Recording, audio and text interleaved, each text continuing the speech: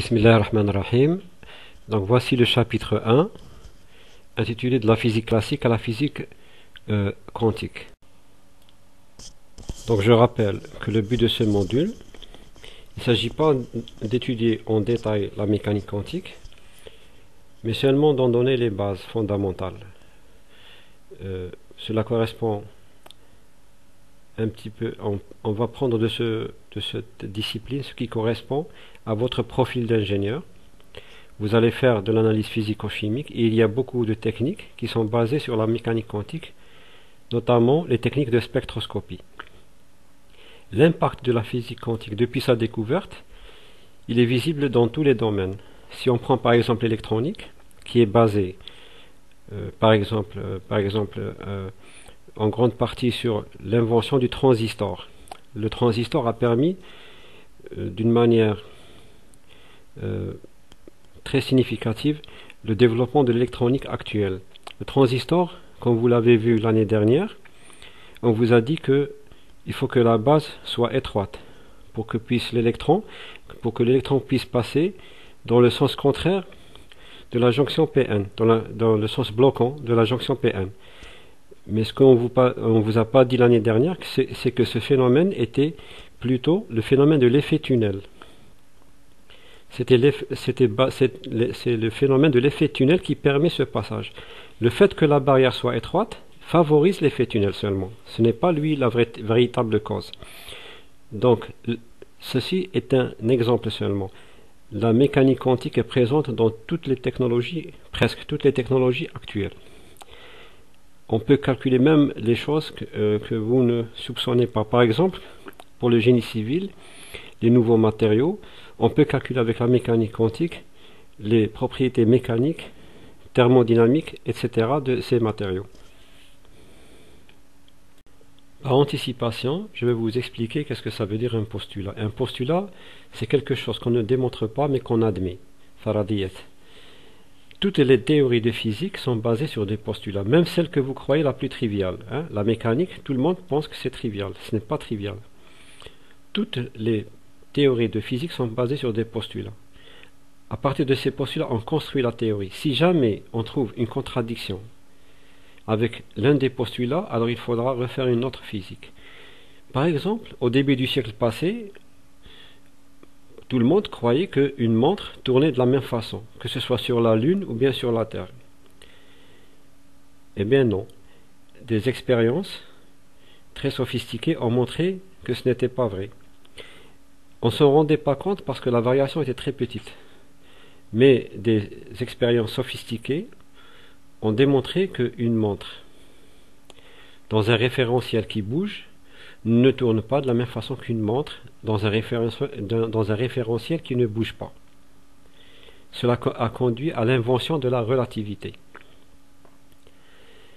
Ce sont des expériences au début qui étaient faites sur la lumière, sur la vitesse de la lumière. Ils ont remarqué quelque chose d'anormal dans la vitesse de la lumière, et en essayant de comprendre ce qui se passait, ils sont tombés sur le fait que la mesure du temps variait d'un référentiel à l'autre. Donc, avant, on pensait, c'était un postulat qui n'était pas écrit, mais qui était admis, on pensait que le temps s'écoulait de la même façon, quel que soit le référentiel. Par conséquent, lorsqu'ils ont découvert que ce n'était pas vrai, ils ont dû revoir la physique. Et ils ont inventé la physique relativiste. Cependant, cette physique, elle ne s'applique que lorsque les vitesses, c'est-à-dire on peut ne pas l'appliquer lorsque les vitesses sont lentes. Par exemple, la vitesse d'un avion, c'est 900 km par heure. La vitesse de la lumière, c'est 300 000 km par seconde. La physique relativiste ne devient obligatoire, on doit l'appliquer que si la vitesse approche la vitesse de la lumière. Or, pour le moment, quand on étudie le mouvement d'un avion, ou bien d'une fusée, ou bien même d'une voiture, ce n'est pas le cas. Donc on peut toujours utiliser la physique de Newton. Par contre, si on va dans l'espace, il y a des régions où, par exemple, on ne peut plus utiliser la physique de Newton. Donc postulat, c'est quelque chose sur laquelle on construit une théorie. Lorsque on trouve une contradiction avec le postulat, pendant les travaux, alors il faut revoir la physique. Il faut revoir la physique et l'ancienne physique devient une approximation qui peut être encore utilisée dans un domaine de validité bien déterminé. Il y a aussi un autre exemple. Avant le siècle dernier, on considérait que les échanges énergétiques se passaient de façon continue. Mais on s'est rendu compte que ce n'était pas vrai. Lorsqu'on a commencé à faire des expériences sur l'infiniment petit, dans le domaine de la physique atomique, de l'ordre de quelques nanomètres. Qu'est-ce que ça veut dire échange continu d'énergie? Je vais vous donner un exemple, l'exemple du corps noir. Par exemple, le corps noir, lorsqu'on le chauffe, il change de couleur. Chaque couleur correspond à une fréquence. Chaque fréquence correspond à une énergie. Donc avant le siècle dernier, on s'attendait que le corps noir change d'énergie, ou bien absorbe de l'énergie de façon continue. Mais ils ont observé une anomalie dans l'absorption, dans l'augmentation de l'énergie thermique absorbée par le corps noir. Si vous voulez, je suis en train de dire des choses pas tout à fait exactement. Je suis en train de dire un petit peu grossièrement pour des raisons pédagogiques.